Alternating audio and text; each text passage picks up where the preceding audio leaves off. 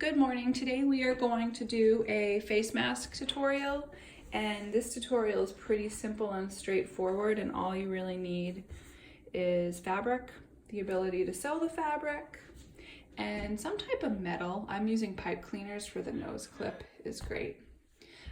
Also scissors. So I know that there are so many how to make a mask tutorials out there, and I've watched a lot of them and tried some of them, and really in a thoughtful way I've combined the best features that I think exist and put them together in one mask. So the mask we're going to make today is really easy to put on, and it's really easy to take off in a way that is extremely safe and will keep you from further contamination. So the mask I have is going to fit over your face really well. It's got a nose clip to really seal around your face. It's got ties, which I think stay on better and are better and easier to take off in a way that is safe, and you don't have to touch the actual mask when you're taking it off, which would give you more contamination. It's also going to have a little pocket if you wanted to insert more of a filtration system.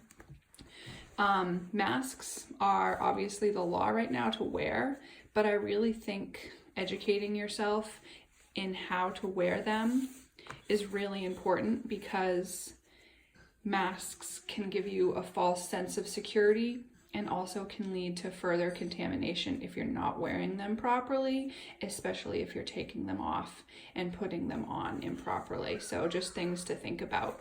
So this is the mask we're going to be making today. Things you need are fabric. I'm using a pipe cleaner. There's other metals you can use for that clip. Some common pins to help you out. An iron is really important because I'm going to be making my own bias for the straps. Scissors and a sewing machine. So the pieces of fabric you're going to need is one piece that is going to be 7 by 20 inches, and that's going to be the mask part. And then one piece is going to be 2 inches by 22 inches, and that's going to be the strap for the bottom. The strap for the top is going to be slightly wider because you're going to sew the metal into it. So it's just a little bit easier if it's slightly wider. So this piece of bias will be the top strap, and it's going to be it's going to be 3 inches wide and 22 inches long. And that's just going to make it a little bit easier for us to sew that nose clip in. All right, so the first step is I'm going to take the biggest piece, the piece that's 20 inches by 7 inches, and this is going to be the part that's actually going to go over my face. So what I'm going to do is I folded it in half, and I'm going to cut a little snip in it, which is going to be the insert for the filter. So I'm going to find the center. So if it's 7 inches wide, I go 1, 2, 3.5. This is the center, and I'm just going to do a short snip. It's about 1.5 to 2 inches, and that's going to be the little insert. The next thing I'm going to do is, if I go over to my sewing machine, turn it on, I'm just going to serge the opening together. So this is the fold is on this side, and I'm just gonna serge the opening together. So foot down, make sure you guys can see what I'm doing. And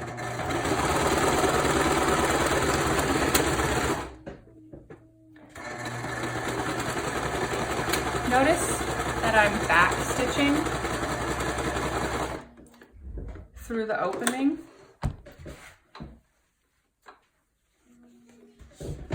Just in case, just so those threads don't come undone. Okay, so now I'm gonna do all of my ironing, and I'm just gonna snip the stitch because that doesn't want to be stitched together. So now I'm gonna come over to my ironing station and just do all of my ironing.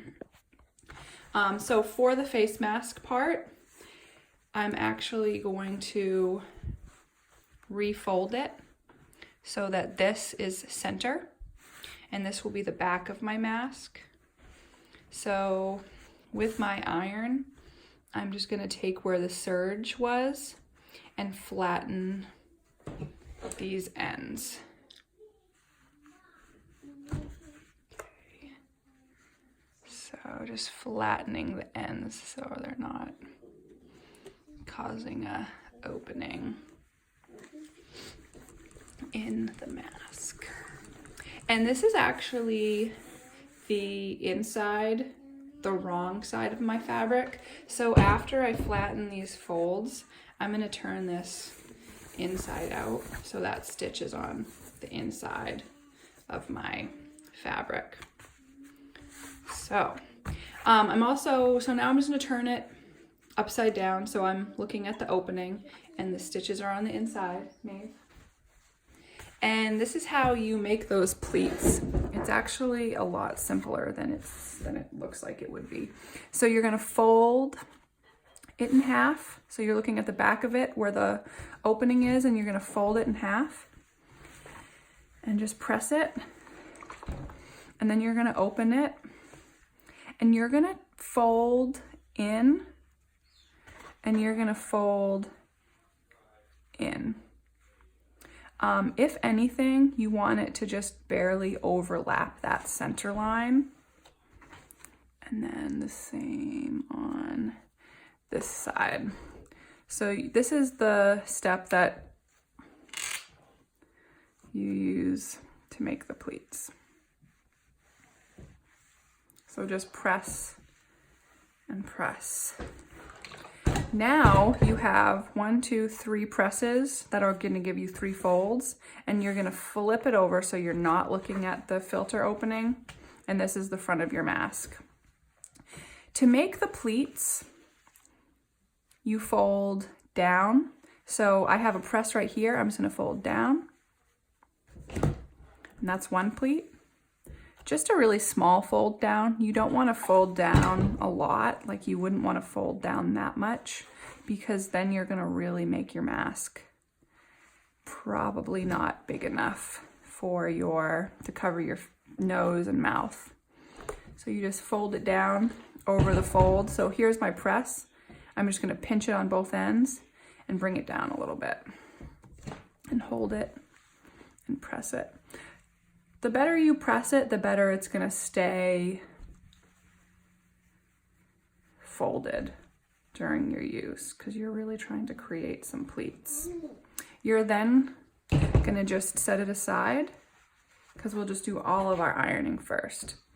So if you have bias, I did for some of my masks just use bias that I already owned, but making your bias is a little bit better because not a lot of people, I think, have bias on hand. Your mask will all match, and you can make that thicker bias for the top, for the metal piece. So to make the bias, what you're gonna do is you're gonna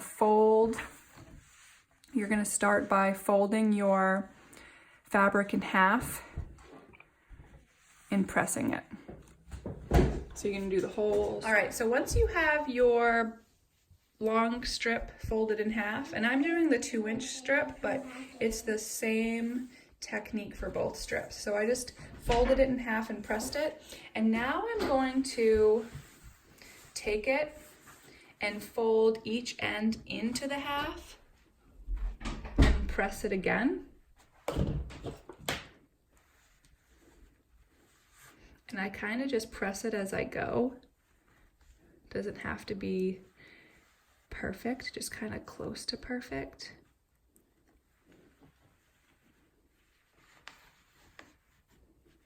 Perfect-ish. And then so once I have done that, then I'm gonna, so I have my ends folded in towards the middle, and then I'm going to press it one more time, folded in on itself. And that's how you create your own bias for any sewing project you would want to do. And you're just going to do the whole strip, and you're going to do the exact same technique to the 3-inch wide strip as well.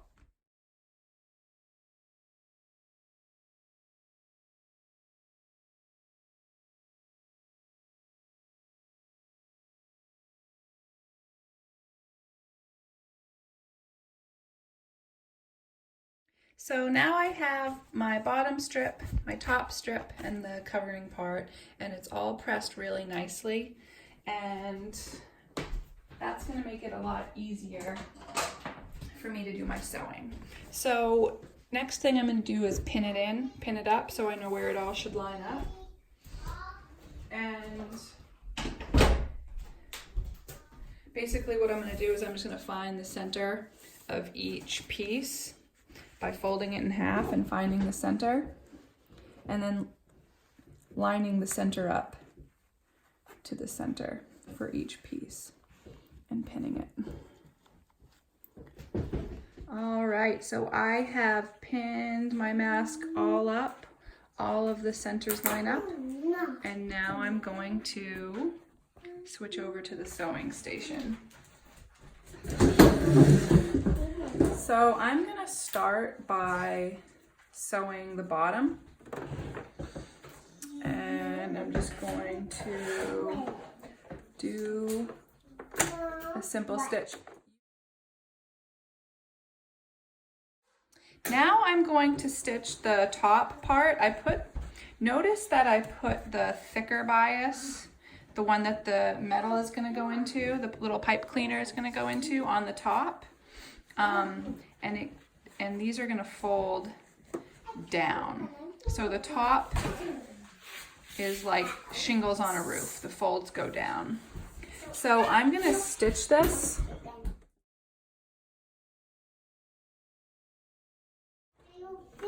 Take the pin out. When I get to where the bias meets the face mask, I'm gonna go and I'm gonna try to make my stitch really close to the bottom without making sure. Hey guys, shh. Making sure that I'm still stitching all pieces together, but I'm really creating a pocket for my metal. So I'm gonna stitch a little bit further.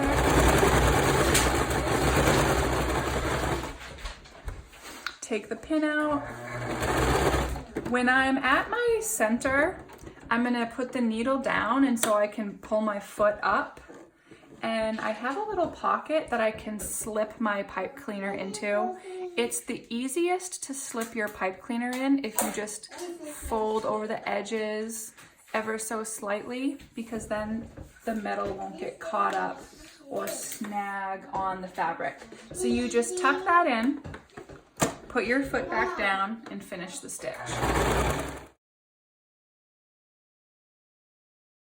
And if you want to, I'm not getting too fussy with these, but if you want to, you can fold, you might not even be able to see this on the camera, but you can fold your ends in a little bit just to have a clean edge, and do back stitch to finish off your stitches. And then clip it off and go in and clip all of those obnoxious ends off.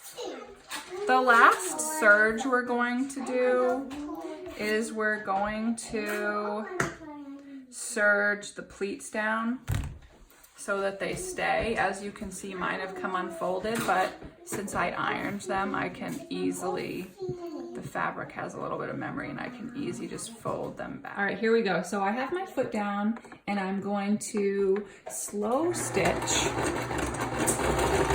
And the reason I'm gonna go slow is because I have to make sure that my folds are folded. Do a little back stitch, take it off. All right, so now you have your mask. It's all done.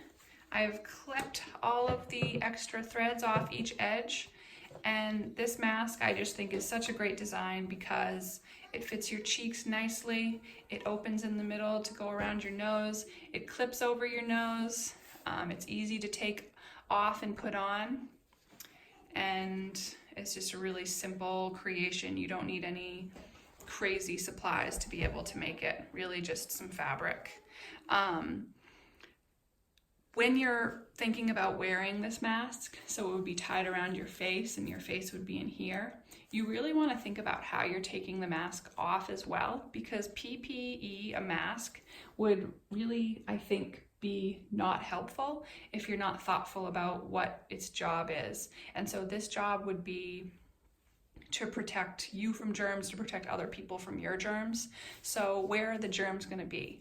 If you get germs, they're going to be on the outside of your mask. So when you're taking off your mask, you don't want to touch the outside of it and take it off and then touch your face, because then you basically negated all of the effort that you've put into avoiding germs. So when you take it off, just think about the way paramedics take their rubber gloves off after being with a patient.